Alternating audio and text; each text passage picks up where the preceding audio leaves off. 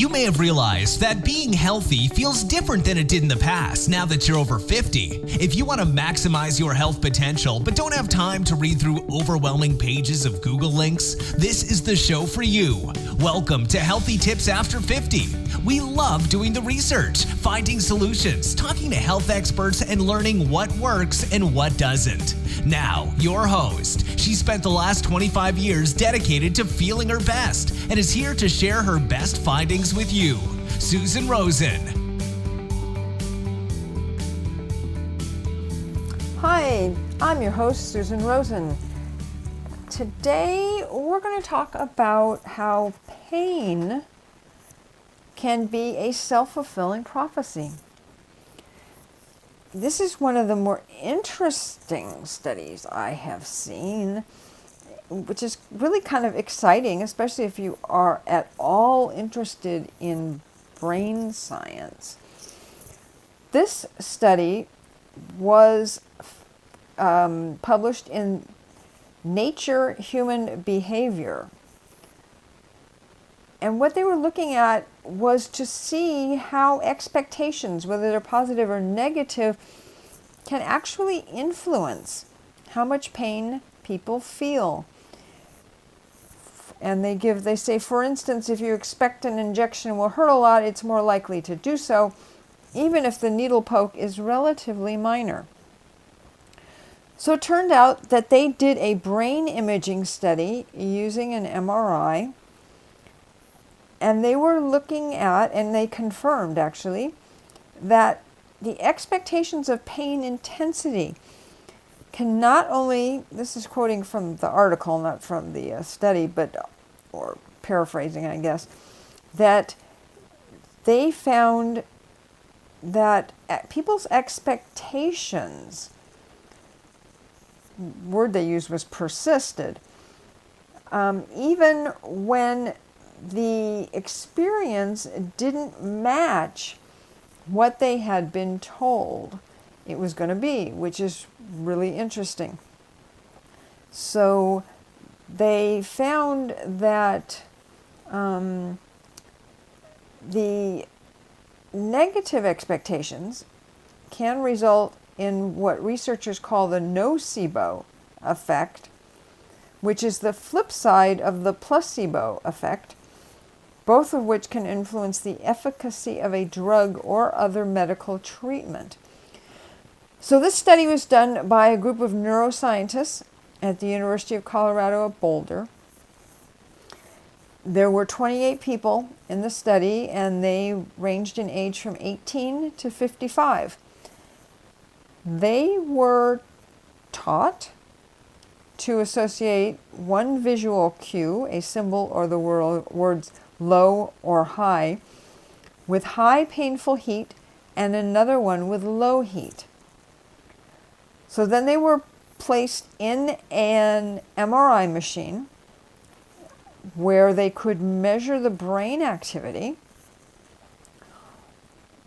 while the low or high heat that they were testing was repeatedly applied to their forearm, or they did it to the leg.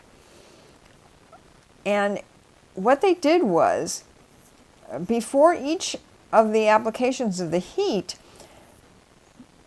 the people in the MRI were shown a low or high cue, and after each they were asked to rate their pain. They didn't know that the cues did not actually predict the intensity of the heat application.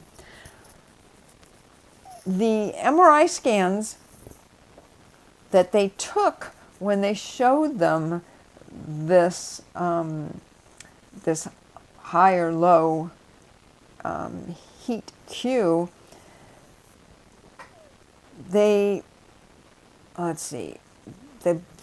so they were looking at the brain regions involved in fear and threat. And they found that those were more activated. I take it back. They're looking at the whole brain, and they saw that the people who saw the high heat cue, that their brain regions involved in fear and threat were more activated. Okay, got that straight finally. when they actually received the heat, they perceived and reported more pain after seeing a high heat cue, regardless of the level of heat they actually received. Very interesting, and most important, this also influenced their perception of subsequent heat applications. And very similarly, the low heat cues led to less perceived pain. So those people's expectations were strongly influenced with how their brains processed the pain and limited their ability to learn from experience. Isn't that interesting? They also were talking about how the mind-body connection is a key to pain and many aspects of health, other aspects of health. That when people are ill, there are some negative expectations that can, and I guess sometimes do, interfere with people's recovery by making their perceived pain a lot worse than it actually is. And even after, say, their damaged tissue has actually healed, it may stop them from seeing that they are actually feeling better. So it's so amazing what our brains can do. In particular, they said persistent negative expectations, quote, may facilitate the transition from acute to chronic pain, which is all too common after surgery or injury, unquote, the authors noted. And then this little article ends by saying, being aware of negative expectations and the power they can exert, even when evidence contradicts them, may help you revise them, and in doing so, alter your perceived experience in ways to speed recovery. Better yet, err on the side of positive expectations. I think that's just a mind-blowing study, because that is one of those things that we can, what it does is we can then alter our own experience of how we go through certain physical issues and physical injuries or illnesses, I guess, surgeries, whatever it could be.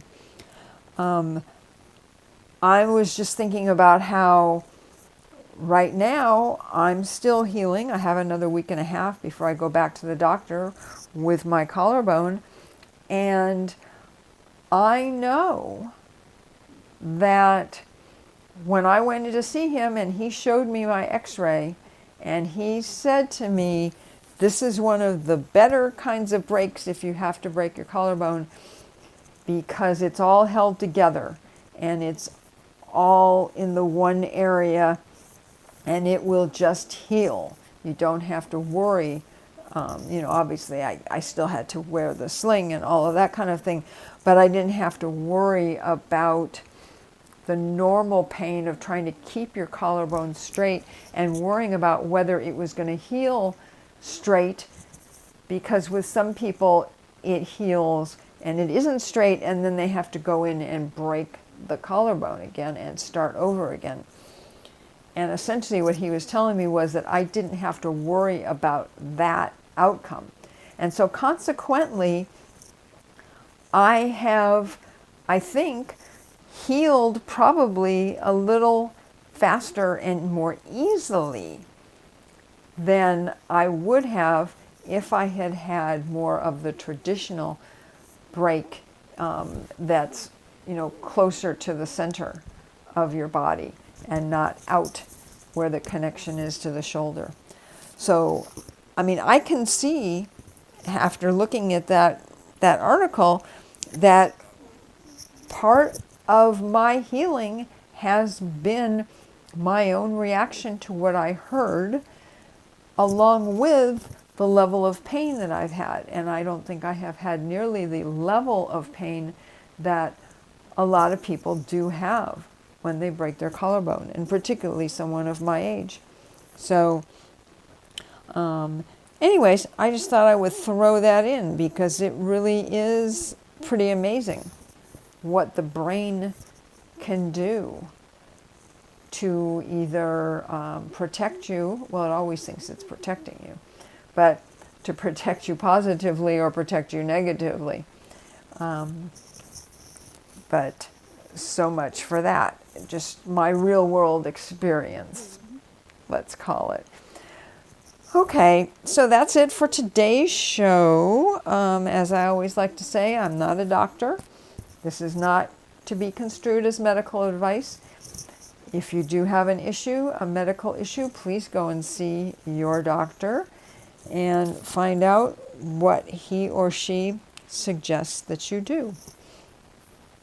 And in the meantime, you can go listen to my other podcasts. They're on my website, which is healthytipsafter50.com, along with my Facebook page, and on my YouTube channel. And that's, I think, about it. I will look forward to talking to you all next week.